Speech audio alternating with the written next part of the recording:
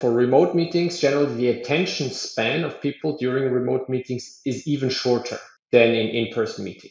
Now, side note, we usually overestimate them also in in-person meeting. So number one feedback that you have for formal meetings is not enough breaks, because we overestimate the attention span of people and they feel tired. And that's the same for remote meetings. Attention span is even shorter. So make sure that you plan also for remote meetings breaks. If you have a 2-hour remote meeting, make 3 breaks at least.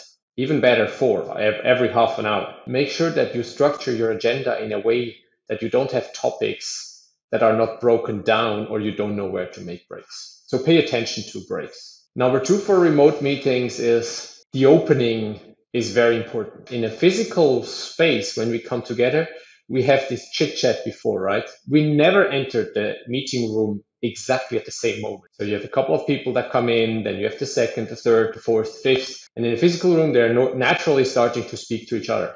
What happens in a remote setup often is the first comes in is alone, no problem. The second comes in, he says, hey, you're there. And you have suddenly a conversation. You're like, how was your evening yesterday? What did you do? Da, da, da, da, da. Then the third comes in and suddenly everything's quiet because you're like, you don't want to repeat. He's not interrupting. He's like, did I just interrupt the sensitive conversation? So it's just quiet. And then number 3 and 4 and 5 come in and it's just quiet. So they're like, ooh, maybe I should be quiet too. So you create that tension in the first 30 seconds of a meeting that is completely unnecessary. How can you solve that? Number 1, put background music.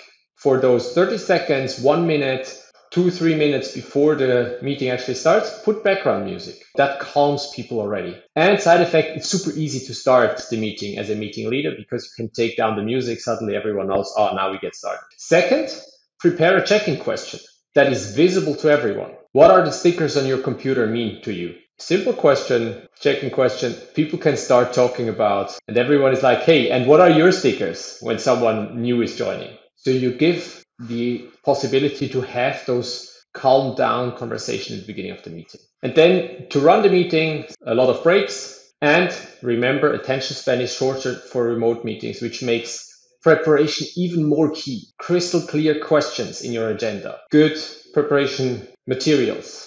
Asynchronous collaboration. Make sure that people answer content question before the meeting so that you really can right away start into the debate, that you can use those 15, 20, 25 minutes people actually are super attentive in the beginning for debating. And you know as a meeting leader, okay, I know Jay had here that fundamental question.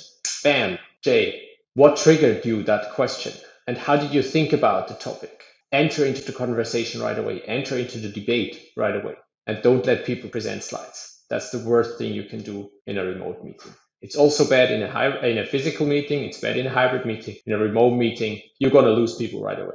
If you start reading out slides, they're going to right away do something else. So, and that's how you prepare for a remote meeting and make a remote meeting great in comparison to an in-person meeting.